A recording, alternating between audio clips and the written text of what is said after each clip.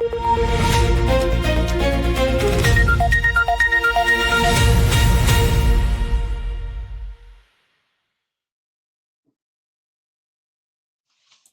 உயிரோடை Tamil ILC Tamil உயிரோடை தமிழில் அன்பர்களே உலக நார்வல் நிகழ்ச்சியில் இணைந்திருக்கிறீர்கள்.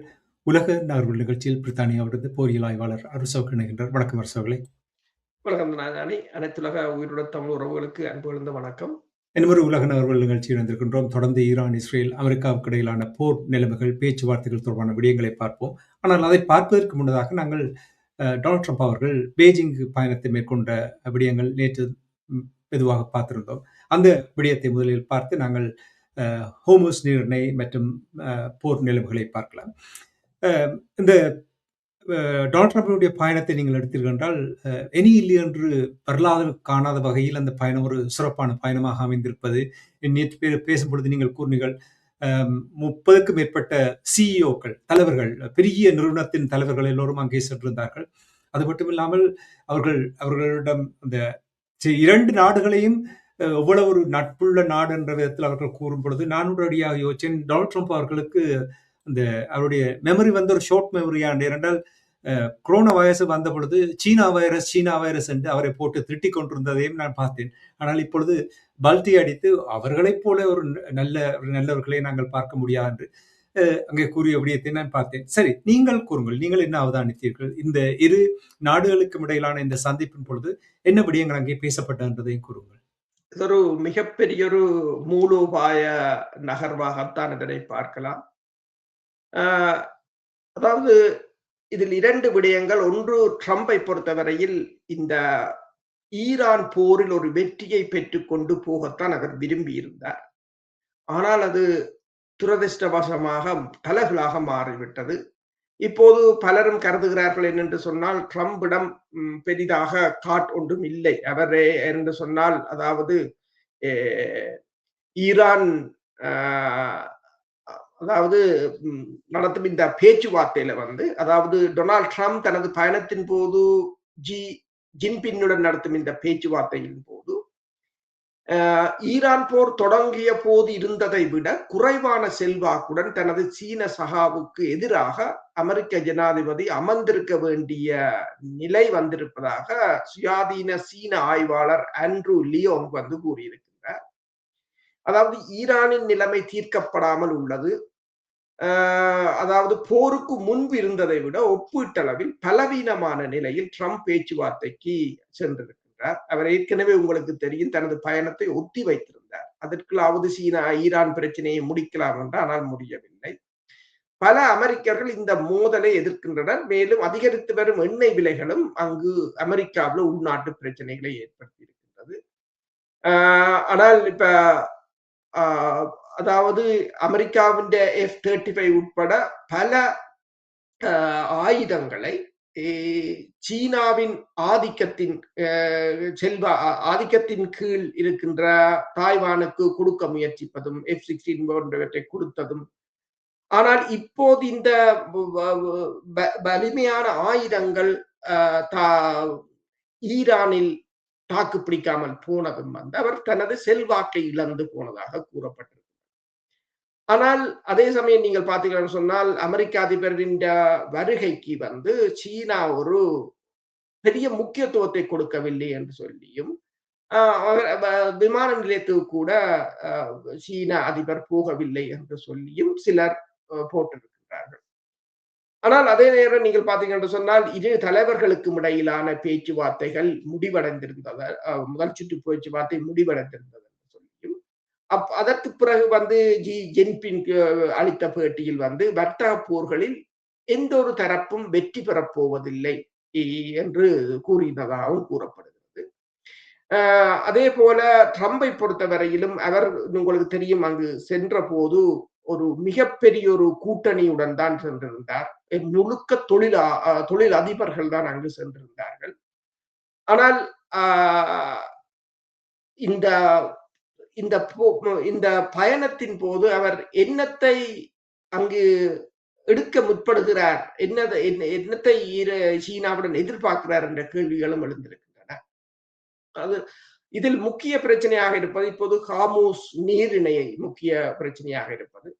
அந்த ஹார்மோஸ் நீரிணையை இராணுவமயப்படுத்துவதற்கு சீனா தாங்கள் எதிர்ப்பதாகத்தான் கூறியிருக்கின்றது. அதனை ஒரு மூடுவதை சீனா எதிர்ப்பதாக கூறியிருக்கின்றது. ஆனால் அதே சமயம் சீனா வந்து இந்த அமெரிக்காவின் போரையும் எதிர்த்திருக்கின்றது. இந்த நிலையில் தான் ட்ரம்ப் வந்து நீங்கள் கூறியது போல அங்கு சீன அதிபரை புகழ்ந்திருக்கின்றார். நீங்கள் ஒரு சிறந்த தலைவர், நீங்கள் ஒரு சிறந்த தலைவர் என்று நான் அனைவரிடமும் கூறுகிறேன். சில சமயங்களில் நான் இதை சொல்வது மக்களுக்கு பிடிக்காது. ஆனாலும் நான் அதை சொல்கிறேன். ஏனென்றால் அதுதான் உண்மை. நான் உண்மையை மட்டுமே பேசுகிறேன் என்று பேசியிருக்கின்றார். உங்களுடன் இருப்பது ஒரு கௌரவம் என்று கூட கூறியிருக்கின்றார். உங்கள் நண்பனாக இருப்பது ஒரு கௌரவம். மேலும் சீனாவுக்கும் அமெரிக்காவுக்கும் இடையிலான உறவுகள் வந்து முன்னெப்போதும் விட சிறப்பாக இருக்கும் என்றும் கூறியிருக்கிறார். அதே சமயம் ட்ரம்ப் இன்னொரு இடத்தை கூறியிருக்கிறார், சீனா வந்து ஈரானுக்கு எந்தவித ஆயுதங்களையும் அல்லது ராணுவ உபகரணங்களையும் கொடுக்காது என்று ஜி ஜின்பிங் வந்து தன்னிடம் தனிப்பட்ட முறையில் சொன்னதாகவும் கூறியிருக்கிறார். ஆனால் அதாவது கடந்த அக்டோபர் மாதம் தென் கொரியாவில் இடம்பெற்ற அமெரிக்க அதிபருக்கும் சீனா அதிபருக்கும் இடையிலான சந்திப்புக்கு பிறகு நடந்த இந்த சந்திப்பாகத்தான் இருக்கிறது. ஆனால் இதில் இந்த சந்திப்புக்கு முன்னர் வந்து சீன பொருட்கள் மீதான அமெரிக்காவின் சராசரி வரி வந்து ட்ரம்பின் முதல் பதவி காலத்துக்கு முன்பு 3% இருந்த நிலையில் இப்போது 47% உயர்ந்துள்ளது.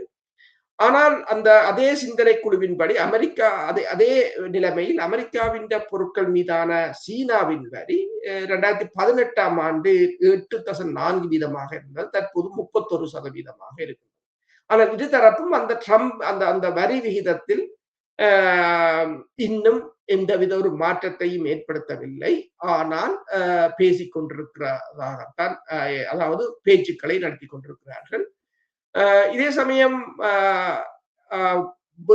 வேறு சில ஊடகங்கள் தெரிவித்திருக்கிறது என்னென்று சொன்னால், ஈரான் போரை முடிவுக்கு கொண்டு வர சீனாவின் உதவி தேவைப்பட்டதால் டொனால்ட் ட்ரம்ப் அங்கு பறந்திருக்கிறார் என்று சொல்லியும், ஆனால் அவருக்கு கிடைத்த பதில் வந்து சிக்கலானது என்றும் கூறியிருக்கிறார்கள். ஹார்மூஸ் நீரை திறந்திருக்க வேண்டும், மற்றது அதில் வரி வந்து அறவிடப்படக்கூடாது என்று இரு தரப்பினரும் ஒப்புக்கொண்டிருக்கின்றனர். கப்பல்களுக்கு கட்டணம் வசூலிக்கும் எந்த முயற்சியையும் சீனா எதிர்க்கும் என்று சீனாவுக்கு தெரிவித்திருக்கிறது. ஈரானுடன் இருந்து ஒரு ஒப்பந்தம் செய்யப்படுவதை சீனா விரும்புவதாகவும் அதுக்கு உதவ முன்வந்துள்ளதாகவும் ட்ரம்ப் வந்து ஃபாக்ஸ் செய்தி நிறுவனம் கூறியதாக கூறப்படுகிறது.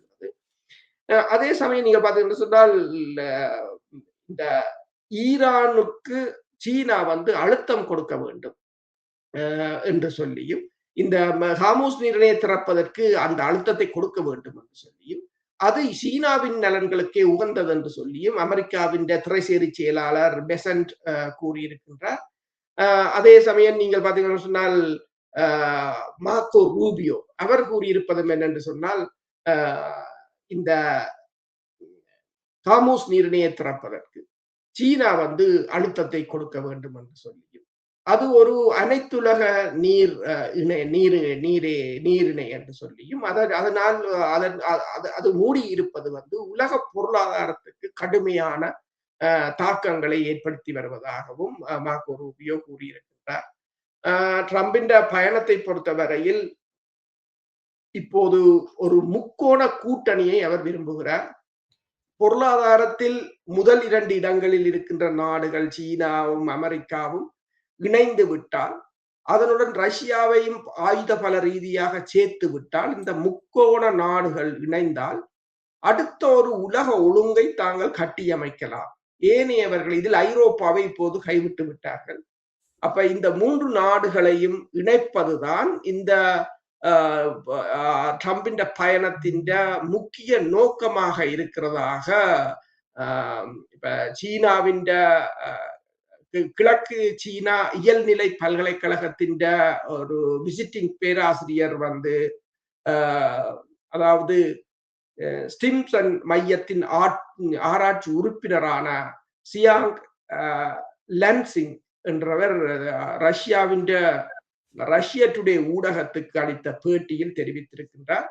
அவர் அதில் என்ன கூறியிருக்கிறார் என்று சொன்னால், அதாவது ட்ரம்புக்கு மிகவும் பிடித்தவர் யார் என்று சொன்னால் ஹென்றி கிசிங்கர் தான் அவருக்கு மிகவும் பிடித்த கொள்கை வகுப்பாளர் என்று கூறியும், அதே அவர் அது ஒரு முக்கோண வியூக ரீதியாக நிலையைத்தான் அவர் இப்போது யோசிப்பதாகவும், அதைத்தான் ஹிசிங்கரும் வந்து பரிந்துரை செய்திருப்பதாகவும் செய்ததாகவும், முதலாவது ஆட்சி காலத்தில் கூட அதைத்தான் அவர் பரிந்துரை செய்ததாகவும், இந்த முக்கோண வியூகத்தில் வந்து ஐரோப்பாவுக்கு 2ஆம் பட்சம் தான் இருக்கின்றது என்று சொல்லியும், கிசிங்கர் ஐரோப்பிய ஒன்றியத்திற்கு சிறிதும் முக்கியத்துவம் கொடுக்கவில்லை என்றதும், ட்ரம்புக்கு அவர் பிடித்தமானவர் என்றதும் அந்த ஊடகம் போட்டிருக்கிறது.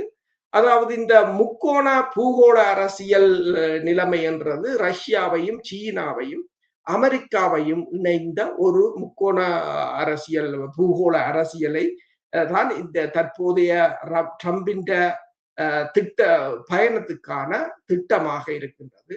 ஆனால் சீனாவை பொறுத்தவரையில் சீனா வந்து ஐரோப்பிய ஒன்றியம் வந்து சீனாவுடன் மேற்கொண்ட பகைமை வந்து ஒரு தேவையற்றது என்று சொல்லியும், சீனா வந்து எல்லாரையும் அனுசரித்து போவதால் இந்த முக்கோணம் உருவாவதற்கு சீனா தடையாக இருக்கவே வாய்ப்பில்லை என்றும் சிலர் வாதிடுவதாக கூறப்படுகிறது. பொய் பொய் பிரட்டுக்கு நம்பர் 1 கிங் என்று சொல்லுவார்கள். அதைத்தான் என்னால் நீங்கள் கூறுவதை வைத்து உணரக்கூடிய இருக்கின்றது. ஒன்று, நீங்கள் இப்போ இந்த ஹோர்முஸ் நீரிணை தொடர்பாக டொனால்ட் ட்ரம்ப் அவர்கள் கூறிய விடயத்தோடு இன்னும் ஒன்றையும் அவர் கூறினவர், நீங்கள் அதை அவதானித்தீர்களோ தெரியவில்லை. அதாவது சீனாவும் ஒத்துக்கொள்ளுகிறது ஈரான் அணு ஆயுதம் வைத்திருக்க கூடாது என்றது கூட அவருக்கு கூறினார் தானே, இல்லையா? உண்மைதான். அவர் சீனா ஆயுதம் கொடுக்காது, அணு ஆயுதம் மற்றது சீனா கட்டணம் செலுத்துவதை கூட சீனா எதிர்ப்பதாக கூட கூறியிருந்தார். நிச்சயமாக ஈரான் தொடர்பாக அங்கே பேசப்பட்டிருக்கலாம். தொடர்ந்தும் பேசுவதற்கான வாய்ப்புகள் இருக்கு. ஆனால் டொனால்ட் ட்ரம்ப் அவர்கள் சீனாவுடனான தனது நாட்டின் உறவு மிக முக்கியம் வாய்ந்தது என்று அவர் பெரிய ஒரு போலாரம் சூட்டிய இந்த நேரத்தில் அரசவர்களே, அந்த இவர்களுடைய சந்திப்பின் பொழுது தாய்வான் குறித்து கேள்வி ஒன்று எழுப்பினார் ஒரு ஊடகவியலாளர். அதை டொனால்ட் ட்ரம்ப் அவர்கள் அப்படியே புறக்கணித்து விட்டார். இது தொடர்பாக பேசப்படும் என்று நீங்கள் எதிர்பார்க்கிறீர்கள் என்றால், சீனா எந்த காலத்திலும் தாய்வானை விட்டுக் கொடுப்பதற்கு தயாரில்லை என்று எத்தனோ தடவைகள் சொல்லிவிட்டார்கள். அமெரிக்கா இதை ஒரு காயாக வைத்திருக்கிறார்கள். இது தொடர்பாக என்ன பேசப்பட்டதா அல்லது ஏதும் வாய்ப்புகள் இருக்கிறதா? சீனா அதிபர் வந்து மிகவும் கடுமையாக எச்சரிக்கையை விடுத்ததாக கூறப்பட்டிருக்கிறது. அதாவது தாய்வான் தொடர்பாக. தாய்வானை பொறுத்தவரையில் அவர்கள் என்ன யோசிக்கிறார்கள் என்று சொன்ன அமெரிக்கா சொல்கிறது, தனது கொள்கையில் மாற்றம் இல்லை, தாய்வான் தனிநாடாக பிரிந்து போவதை தாங்கள் எதிர்க்கப் போவதில்லை. இல்ல, தாய்வான் தனிநாடாக வேண்டும் என்பது தங்கள் கொள்கை இல்லை. தாய்வானை தனிநாடாக பிரிந்து போவதற்கு தாங்கள் ஆதரவில்லை. ஆனால் அந்த மக்கள் முடிவெடுத்தால் தாங்கள் அதை எதிர்க்கப் போவதில்லை என்ற ஒரு மழுப்பலான பதிலைத்தான் கொடுத்திருக்கிறார்கள். அதைத்தான் சொல்லிக் கொண்டு வருகிறார்கள். ஆனால் சீனா இந்த தடவை மிக கடுமையான தொனியில் தான் இருக்கின்றது. தாய்வான் தொடர்பான பிரச்சனையில் அமெரிக்காவை எந்த விதமான விட்டுக் கொடுப்புக்கும் சீனா இல்லை என்று. ஆனால் அது தொடர்பாக பேசப்படும். ஏற்கனவே உங்களுக்கு தெரியும், தாய்வானின் எதிர்கட்சிகள் தாய்வான் $40 பில்லியன் பெறுமதியான ஆயுத கொள்வனவுக்கே தடையை கொண்டு வந்திருக்கின்றன. அமெரிக்காவின் முக்கிய நோக்கம் இந்த நாடுகளுக்கு இடையிலான போரை ஆரம்பிப்பதற்கான முக்கிய நோக்கமே அவர்களுக்கு என்னென்று சொன்னால் தங்கள் ஆயுதங்களை விற்பனை செய்வதுதான் முக்கிய நோக்கம். ஆனால் தாய்வான் எதிர்கட்சிகள் அதை நிறுத்தி இருக்கின்றன. தாய்வான் போர் ஒன்று ஏற்பட்டால் அது வந்து உங்களுக்கு தெரியும், அந்த TSMC அந்த நானோ சிப்ஸ் அண்ட் மைக்ரோ சிப்ஸ் அந்த நிறுவனம் வந்து செமிகண்டக்டர், அந்த நிறுவனம் வந்து உலகத்தின் சப்ளையில் 90% அது ஹார்முஸ் நீரிணையின் அனர்த்தத்தை விட மிகப்பெரிய ஒரு அனர்த்தத்தை ஏற்படுத்தும்.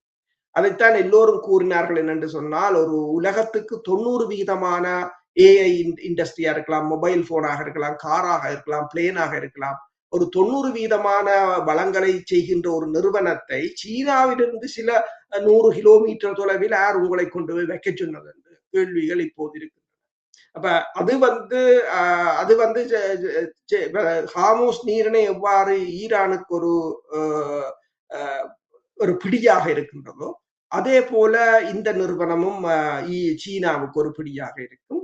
இலகுவாக அதை சீனா கையகப்படுத்திடும். எனவேதான் ட்ரம்பின் இந்த 2வது காலத்தில் அந்த நிறுவனத்தின் மேனுஃபேக்சரிங்க அமெரிக்காவுக்கு கொஞ்சம் கொஞ்சமாக மாற்ற அவர் முற்பட்டிருந்தார். அப்போது அவர் முற்பட்ட போதே சிலர் கூறினார்கள் தாய்வானை அமெரிக்கா மெதுமெதுவாக கைவிடப் போகிறது என்று சொல்லி. இப்போது இந்த முக்கோண கூட்டணி அமைய வேண்டும் என்று சொன்னால், என்னென்று சொன்னால் 4 வருட போரில் ரஷ்யாவின் பொருளாதாரம் வளர்ந்திருக்கிறதே தவிர கீழே செல்லவில்லை. அதுதான் மிகப்பெரிய ஒரு பிரச்சனை. அப்ப இந்த நிலையில் வந்து படைத்துறை ரீதியாகவும் ரஷ்யா பலமாக இருக்கிறது தவிர பலவீனமாக இல்லை. படைத்துறை ரீதியாக பலவீனமானது அமெரிக்காவாகத்தான் இருக்கு. இப்போது ட்ரம்பின் நோக்கம் என்னென்று சொன்னால், நாங்கள் 3 பேரும் சேர்ந்தால் என்ன என்றால் பழைய கூட்டணி கலைகிறது. அதாவது ஐரோப்பிய ஒன்றியம், நேட்டோ, அமெரிக்கா என்ற கூட்டணி கலைகிறது. இனி புதிய கூட்டணி. ஆனால் இதில் பிரச்சனை என்னவென்று சொன்னால், முன்னைய போல இந்த கூட்டணிகள் அமெரிக்கா சொல்வதை கேட்கிற கூட்டணிகளாக இருக்காது. அதுதான் சிக்கல். அடியாட்கள் எல்லாரும் சேர்ந்தா அப்படி இருக்க போறோம். சரி, பார்ப்போம். இனி இப்ப நீங்கள் டொனால்ட் ட்ரம்ப்பும் ஜி அவர்களும் ஜி ஜின்பிங் அவர்களும் இந்த ஹோர்முஸ் நீரிணை தொடர்பாக கூறும் பொழுது, அவர் அங்கு நிற்கின்ற இதே நேரத்தில் சீனாவுக்கு சொந்தமான 30 கப்பல்கள் ஹோர்முஸ் நீரிணையாக பயணித்திருப்பது போல் தெரிகிறது. ஹோர்முஸ் நீரினுடைய நிலைமை என்னவாக இருக்கிறது? ஹார்முஸ் நீரிணை தான் இப்போது மிகப்பெரிய ஒரு பேசு பொருளாக இருக்கின்றது. இப்போ உங்களுக்கு தெரியும், ட்ரம்ப் வந்து சீனாவில் நிற்கிற அதே சமயம் ஈரான் வெளிவார அமைச்சர் அப்பாஸ் அரக்சி வந்து புதுடில்லியில் நிற்கின்றார். அங்கு பிரிக்ஸ் உச்சி மாநாடுகள், பிரிக்ஸ் கூட்டமைப்பின் வெளிவார அமைச்சர்கள் மாநாடு வியாழக்கிழமையும் வெள்ளிக்கிழமையும் நடைபெறுகின்றது. அதிலும் கூட இந்த ஹார்முஸ் விவகாரம் தான் பேசப்படுகின்றது. அதே சமயம் இந்த ஓமான் கடற்கரைக்கு அருகில் வைத்து இன்று இந்தியாவின் கப்பல் ஒன்றை கைப்பற்றி இருப்பதாக கூறப்படுகின்றது. அந்த கப்பலை கைப்பற்றி அந்த கப்பல் வந்து முதலில், அதாவது இந்தியாவின் ஒரு கப்பல் தாக்கப்பட்டிருந்தது. இப்போது இன்னொரு கப்பல், மன்னிக்கவும், இந்தியாவின் கப்பல் வந்து தாக்கப்பட்டிருந்தது. ஆனால் இந்தியா கூறியிருக்கின்றது ஓமான் வளைகுடாவில் ஏற்பட்ட தாக்குதலில் தங்களது கப்பல் சேதமடைந்தது, ஆனால் மாலுமிகளுக்கு பாதிப்பில்லை. ஆனால் அதே சமயம் இன்னொரு கப்பல் வந்து இனந்தெரியாதவர்களால் UAE பகுதியிலிருந்து கடத்தி கொண்டு செல்லப்பட்டதாகவும் அது ஈரான் கடல் பகுதிக்குள் நுழைந்திருப்பதாகவும் இப்போது கூறப்படுகிறது.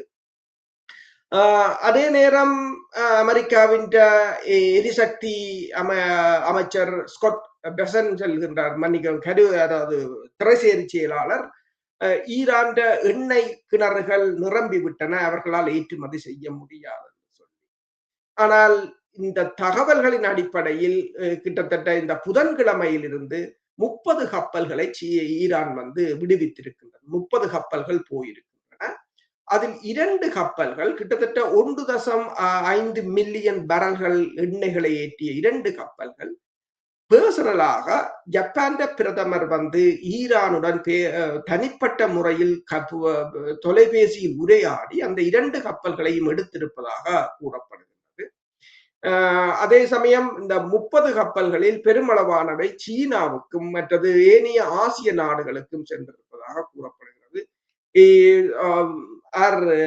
அரக்சி கூறுகிறார் என்று சொன்னால், நாங்கள் ஹார்முஸ் நீரிணையை மூடவில்லை, தங்கள் கடற்படையுடன் ஒத்துழைத்து கடற்படையின் அனுமதிகளை பெற்று வர்த்தக கப்பல்கள் போவதற்கு அங்கு யாரும் தடையாக இருக்கவில்லை என்று கூறப்படுகின்றது.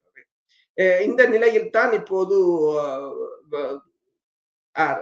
ஜப்பான் கப்பல், அதாவது பனாமாவில் பதிவு செய்யப்பட்ட கப்பல், 2 கப்பல்கள் இந்த ஈரானின் அனுமதியுடன் அங்கிருந்து சென்றிருக்கின்றன. பல நாடுகள் இப்போது நேரடியாகவே ஈரானுடன் பேசி தமது கப்பல்களை, ஏனென்று சொன்னால் தொடர்ச்சியாக இந்த முற்றுகை அங்கு இருப்பது வந்து பொருளாதார ரீதியாக இந்த நாடுகளை கடுமையாக பாதிப்புகளுக்கு உட்படுத்தி கொண்டிருக்கின்றன. அமெரிக்காவை பொறுத்தவரையில் இது அமெரிக்காவுக்கு மிக பெரிய பிரச்சனை இல்லை. அமெரிக்காவின் நிதி நிறுவனங்கள் இன்னும் இதில் பணம் சம்பாதித்துக் கொண்டிருக்கின்றன. அதே போல ரஷ்யாவுக்கு பொருளாதாரத்துக்கும் இது அனுகூலமாக இருக்கிறது. ஆனால் உலக பொருளாதாரம் மிக கடுமையான வீழ்ச்சியை சந்தித்துக் கொண்டிருக்கிறது. இந்த நிலையில் தான் பல நாடுகள் இப்போது ஈரானுடன் நேரடியாக பேசுகின்றன. பிரிக்ஸ் அமைப்பு கூட்டமைப்பிலும் ஜெய்சங்கர் அதன் பேசும்போது இந்திய வெளிவார அமைச்சர் இந்த கப்பல்கள் ஹாமூஸ் நீரிணை திறக்கப்பட வேண்டும், அது பொதுமக்களின் பாவனைக்கு சுதந்திரமாக விடப்பட வேண்டும் என்று கூறியிருக்கிறார்கள். அதற்கு அப்பாஸ் அரக்சி கூறிய பதிலும் ஒன்று என்னென்று சொன்னால், அது திறந்துதான் இருக்கின்றது. நீங்கள் அது ஈராண்ட கடல் பகுதி, ஈராண்ட கடற்படையினரின் அறிவுறுத்தல்களை பின்பற்றினால் நீங்கள் செல்லலாம். நீங்கள் இந்த யுஏஇனுடைய ஒரு கப்பல் என்று நீங்கள் கூறினீர்கள், ஈரானுடைய துறைமுகத்துக்கு கடத்தி சென்றப்பட்ட என்று கூறும்பொழுது, நேற்று கூட நாங்கள் யுஏஇ தொடர்பாக பேசும்பொழுது நீங்கள் கூறியிருந்தீர்கள், போர் நடந்து கொண்டிருந்த பொழுது பெஞ்சமின் நெட்டன்யாஹு அவர்கள் இரகசியமாக யுஏஇக்கு வந்த விடயத்தை நீங்கள் கூறியிருந்தீர்கள். இப்பொழுது வெளிப்படையாகவே இஸ்ரேலிய செய்திகள் வருகின்றது, பெஞ்சமின் நெட்டன்யாஹு அவர்கள் போர் நடந்த காலத்தில் யுஏஇக்கு போனார் என்ற விடயங்கள் வந்திருக்கின்றது. அப்படினால் இங்கே ஒரு பெரிய ஒரு போர் இந்த இரு நாடுகளுக்கும் இடையே, யுஏஇக்கும் ஈரானுக்கும் இடையில் இன்னும் ஒரு முருகல் நிலை வந்து கொண்டிருப்பதை நீங்கள் அவதானிக்கிறீர்களா? என்ன காரணத்துக்காக இந்த கப்பல் அங்கே கடத்தி செல்லப்பட்டது? அதாவது யுஏஇ மீது ஈரான் மிகவும் கடுமையான விரிசல், யுஏஇக்கும் ஈரானுக்கும் இடையில் மிக கடுமையான விரிசல்கள் ஏற்பட்டுக் கொண்டு வருகின்றன. இன்றும் கூட, அதாவது நாங்கள் கலைக்கின்ற இன்று வியாழக்கிழமை கூட எமிரேட்ஸ் பிரைவேட் ஜெட் ஒன்று வந்து அபுதாபியிலிருந்து போய் டெல் அவிவ் பகுதியில் தரையிறங்கி இருப்பதாகவும், அதில் வந்து யுஏஇ அரசின் முக்கிய அதிகாரிகள் சென்றிருப்பதாகவும், ட்ரம்ப் வந்து சீனாவில் இருக்கின்ற நேரம் ஈரானுக்கும் லெபனானுக்கும் இடையில் பேச்சுக்கள் இடம்பெற்றுக் கொண்டிருக்கின்ற, அதாவது யுத்த நிறுத்தத்தை நீடிப்பது தொடர்பான பேச்சுக்கள் ஏற்பட்டுக் கொண்டிருக்கின்ற இந்த தருணத்தில் இந்த யுஏஇ விமானம் அங்கு தரையிறங்கி இருக்கின்றது. அதே சமயம் ஈரானுக்கு எதிரான அமெரிக்காவின் இந்த போர், இதை நாங்கள் நேற்று பேசியிருந்தோம், போரின் உச்சத்தில் இருந்த போது இஸ்ரேலிய பிரதமர் பெஞ்சமின் நெத்தனியாஹு ஐக்கிய அரபு அமீரகத்துக்கு இரகசிய பயணம் மேற்கொண்டார் என்று அவரது அலுவலகம் புதன்கிழமை தெரிவித்திருக்கிறது. இது அவரது அலுவலகம் தான் இப்போது அதை உறுதிப்படுத்தி இருக்கின்றது. அதாவது இஸ்ரேலிடமிருந்து ஐக்கிய அரபு அமீரகம் அயன்டோம் வான் பாதுகாப்பு பட்டறைகளை பெற்றுக்கொண்ட அதே நேரத்தில் இந்த பயணம் நிகழ்ந்திருக்கிறது. அது இரகசியமாகத்தான் போயிருக்கிறார். அதாவது போரின் போது வெளியிடப்படாத ஒரு நேரத்தில் இந்த நடைபெற்ற இந்த பயணத்தின் போது நெத்தனியாஹு ஐக்கிய அரபு அமீரக அதிபர் ஷேக் முகமது பின் சயீத்தை சந்தித்ததாகவும், இந்த பயணம் இஸ்ரேலுக்கும் ஐக்கிய அரபு அமீரகத்துக்கும் இடையிலான உறவுகளில் ஒரு வரலாற்று சிறப்பு மிக்கது என்று அவர்கள் கூறியிருக்கிறார்கள். இது திருப்பு முறை குறித்து நெத்தனியாஹு அலுவலகம் விரிவாக கூறவில்லை என்றாலும் ஒருவித இராணுவ ஒத்துழைப்பு என்று கூறியிருக்கிறார்கள் அவர்கள். ஆனால் இதை வந்து யுஏஇ மறுத்திருக்கின்றது, அவ்வாறு இடம்பெறவில்லை என்றதை அவர்கள் உண்மையை ஒத்துக்கொள்ள மறுத்திருக்கிறார்கள். என்னென்று சொன்னால் அது இரகசியம் அல்லது மறைமுகமாக ஏற்பாடுகளாக அடிப்படையாக கொண்டவை என்றது அது அல்ல என்றும் அவர்கள் தெரிவித்திருக்கிறார்கள். அதே சமயம் வால் ஸ்ட்ரீட் ஜேர்னல் நேற்று கூறியதை நாங்கள் கூறியிருந்தோம், இந்த போர் நிறுத்தத்தை தொடர்பாக ட்ரம்ப் பேசிக் கொண்டிருந்த போது, அதாவது ஏப்ரல் 8ஆம் தேதி, அப்போதுதான் இந்த மொசாட்டின் தலைவர் பனியா இஸ்ரேலுக்கு இரகசியமாக சென்றதாகவும் பல தடவைகள் அவரின் திட்டத்தின் அடிப்படையில் தான் இந்த பேச்சுவார்த்தையை குழப்புவதற்காக ஐக்கிய அரபு அமீரகம் தனது மிராஜ் 2000 விமானம் மூலம் இந்த ஈரான் எண்ணெய் சுத்திகரிப்பு நிலையங்களை தாக்கியதாகவும் கூறியிருக்கிறார்கள். பல தாக்குதல்களை யுஏஇ இரகசியமாக செய்வதற்கு